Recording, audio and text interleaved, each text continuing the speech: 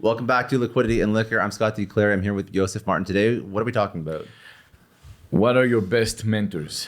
What are your if you have best a mentors? business? Okay, Yes. so this conversation, obviously you're listening to these daily shorts. This conversation, if you haven't understood the context for this, we're talking about Yosef, how he made $30 million yearly accidentally. That was an addition. We were grossing a lot more, Yeah. but that was just an But this is additional an addition, product I sold. But the and- reason why is because of mentors and competitors. So Yes.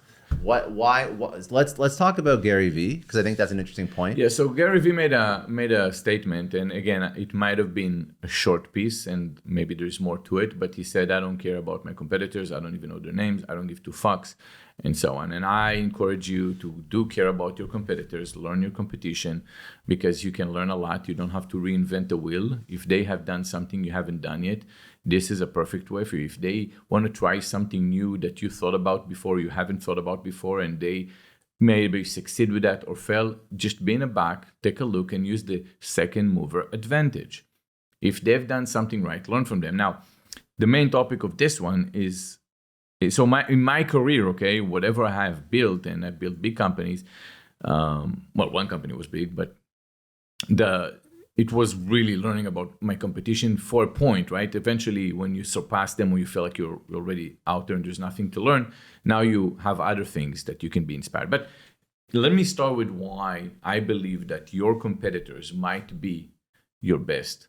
By the way, Motivators. you'll tell your story, but just to make sure I fully agree. Like we're all on the same page for this. No debate. What army is not going to have every spies business that and intelligent? You need to know your adversary. You need to know your enemy. You need to know about them. It's like a war. This podcast, my companies, everything has been like day one. Look at the best that are doing it, and then you learn from them, and then you take your own thing and you improve it. 87% of companies that are second movers made it.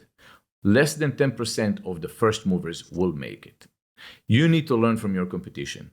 There is a paved road, and that's why second mover. If you look at Facebook, but anyway, we can go on and on. The point for me was when you look at mentors, right? Mentors can be your competitors, even if they don't know that. And if they do know that, you might be surprised how they can be instrumental for your growth. And I'll tell you a story before I opened BoxyCharm, when it was a smaller company, but I feel like this is the root. This is what makes you later on. So it was a small company. At the end, we sold it. When I sold it, it was roughly around 10 million in sales. It wasn't a big company, but it started with a couple $100. And I kept growing. And that's what shaped me as an entrepreneur. And the reason I said that they are so instrumental is because I remember at one point I was growing little by little, and I didn't really have indication what my competitors are doing, the local competitors. I was kind of like a wholesale liquidation business. And there are a few out here in Florida that were near me, and we're all cordial and we're cool. We're friends. But some of them, some I didn't know, some they were too big to even know. And some of it at the time. And then eventually, I remember that one of them came to me, and I was really proud because that 1 month, I think I had about 40,000 in sales, and it was the first time, and I felt like, wow, that's gross revenue, gross this month, 40. I was happy. And he looked at me. Bear in mind, I was around 26 at the time, 27. And he told me, oh, well, we're doing about 150 a month. And he looked like, he was giving a look of like, you're just a kid, we're a big deal over here. We're doing about 2 million a year like it is. So I remember that a few months after I already made those numbers just because he said it. Because you mentally think that there's just more to go and don't relax. And I found that I was much more relaxed after I reached those numbers, and the month is not over yet. Then, I kept growing, and I remember one time I got to 250 a month. And I spoke to him, and he was already at his numbers. He was still at those numbers around 150, 200 a month. That's it. And he told me, wow, you really grew. And he gave me a lot of credit for it, and I felt pretty comfortable. One day, one of those larger competitors that I just started to know because I was right there on his radar and we started talking, he called me one day and he said, I have a bird telling me that you grossed 400 this month because one of the clients heard what we grossed or something. It was a small office. And that was my highest month. And I was with ego, and I said, yeah. I said, nice. I do 400,000 when I scratch my balls. That's what he said. So then he told me his number. it's like I do about $1 million a month. Right. Look how you climb. At the end, when we sold Boxy, we were grossing close to 50 a month, right? Yeah. But just from that, right? I know. So it's all there. So I said, you do $1 million? It's like, yeah. I'm like, shit. Guess what? We finished the following year. We're grossing those up. That was our average month when we finished the following year. Just all I needed to do is hear that number. Yeah. Right. So you tell me, what motivational speaker can be better than your competitor? Nothing. There is. Who's going to be a better mentor than this that? reminds me all you have to do is say no more. You know, it's so funny. Like, this is so real. I mean, even for me, for us, for this podcast, what were we talking about 20 minutes ago?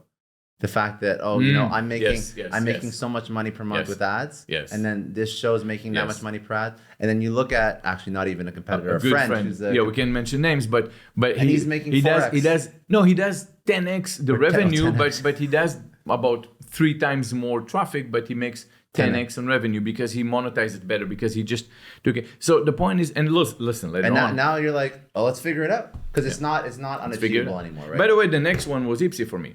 Yeah. Ipsy kept Birchbox first, then Ipsy. They would always say how much they make, how many members they have.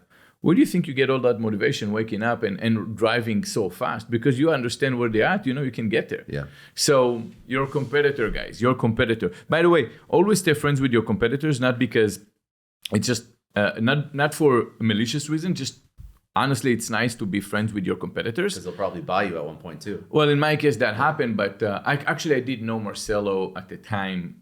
Until the acquisition, I didn't know of him, but I was friends with pretty much anyone that has a subscription box with FabFitFun, and they're just great people to have as friends, period. There's no one else that you can talk about your business like your competitors. Yeah. And you'll be surprised. Sometimes you have a problem and you'll call and they're going to tell you, like, I've had that before. This is what you should do.